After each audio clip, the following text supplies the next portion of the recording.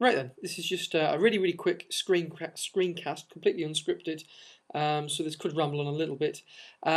Just a very quick first look at SketchUp and some of the things it can do. So I've downloaded SketchUp, opened it up, and across the top I can see lots of tools.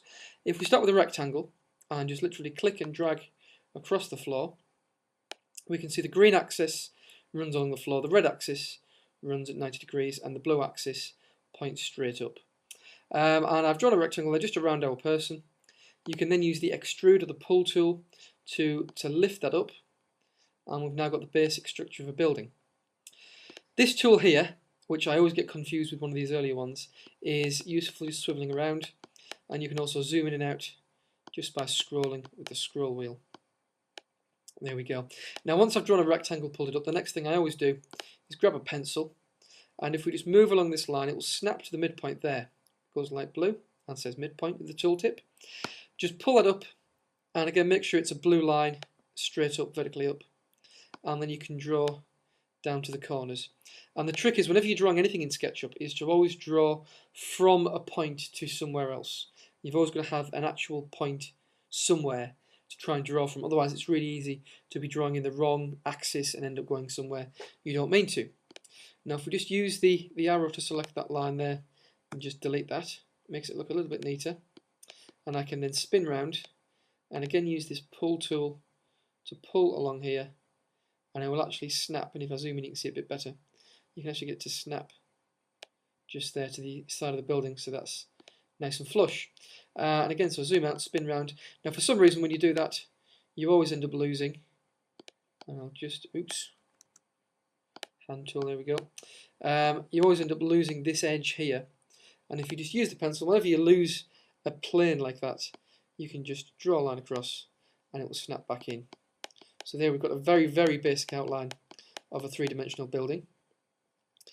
And what I would normally do is I would normally get some students then to have a go, do a very quick demo of that, get them to have a go, give them 2 or 3 minutes, and then come back, draw them back to the whiteboard and say, right, we'll draw some windows along the side, and maybe a door, and then maybe another window, and obviously do the same on the other side, and then straight away click on the paint bucket, and we get this window here with some colours in. It starts off, I think, with just a default selection of colours.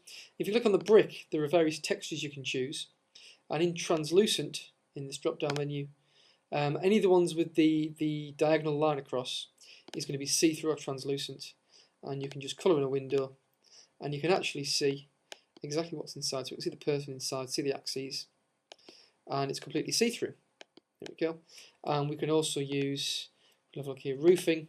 We can put some tiles on the roof. Has that worked? There we go. And if we look as well for brick and cladding, we can put some brickwork around the outside of the building. And of course you can experiment a little bit, try different styles. And again, give the students a few minutes. This is what I would do to go and have an experiment with that. And the next thing I would do is have a look at drawing some scenery around the outside.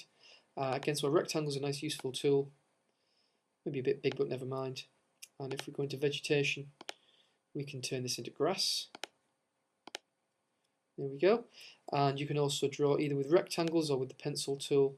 You can draw a little path down to the boundary of the property. And it's really simple, it's really intuitive.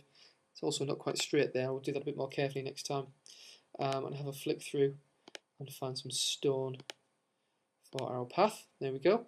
And again, you could, if you draw the pencil around again, you could draw quite quickly a simple hedge matching along this path if you wanted to. So just draw it along to there, and again pull it up. There we go. And you could put another hedge along the other side here. Other things you could do is you could build a shed or a garage alongside. One of the things you can do, which is quite useful for showing a couple of tools, is to build a conservatory. So if I zoom in a bit, and I'll just start off by drawing a simple conservatory-like shape. Also, I'm not measuring scales or anything at the minute. I'm just getting the thing drawn. But there's a very rough approximate shape for a conservatory. Obviously the colours are wrong, we can deal with that in a minute. And then what I would also do, oops, didn't mean to do that, try that again. There we go. What we can also do is, again, if we snap to the midpoint and go up a bit and then follow the green axis to about there, and then we can, I'll just get rid of this window for now, we can add some more kind of shape to our conservatory. If we do this one and the one along the other side as well, and there we go. One of the really clever tools is this one just up here with the two semicircles. It's called the offset tool, and if you click on a plane, what it will do is let you draw exactly the same shape but slightly scaled down. So we can draw the panes of glass in each of these panels, like so. And I would continue this along the bottom as well, and then open the paint bucket again and simply go for some translucent windows. I'll go for that shade. There we go. And maybe just white for the frames, but kind of UPVC. That appears to be still see-through. This is not what I intended.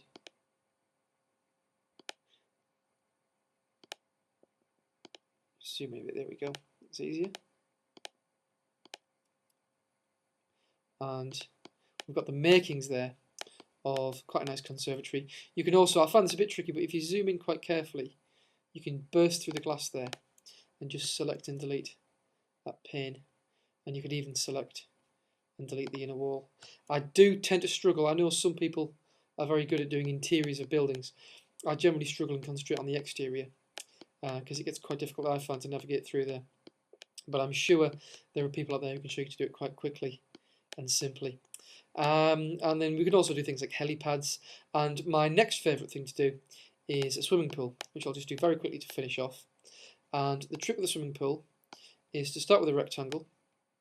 Again, use the offset tool to draw a smaller rectangle. It's better in the middle. And if I just grab the pull tool, I can pull the sides up just a little way and push the centre down. That's the key bit. And then in the textures, if we go for kind of marble effect, that'll do. We can just colour it, of course, you go all the way around and get it from every angle, because half the walls there aren't going to be coloured in. But you can make quite a nice swimming pool very quickly. It's obviously a bit big, but never mind.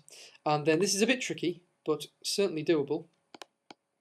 If you move so that you can see both of the corners in the swimming pool there, and just use the pencil line and go from midpoint to midpoint, rotate around. And like I say, once you get the hang of it, I can get everything I've done in this screencast so far done in a lesson with a whole class of 13, 14-year-old students. And pretty much everybody, regardless of ability or experience, will be able to get most of the features I've done here done in no time at all. So I'll just finish that one off. And then one more along this side, from there to there. You can see we've got a pane there appeared, sorry, a plane rather has appeared. And if we go to water this time, and the translucent one, which is the one with the diagonal line through, I think works quite well. We can see the water there, and then just pull that or push it to the required water depth. There we go. And you can go on, you can use the rectangle tool down here, say, oops, and I'll do quite a long one there, and just put some lines across.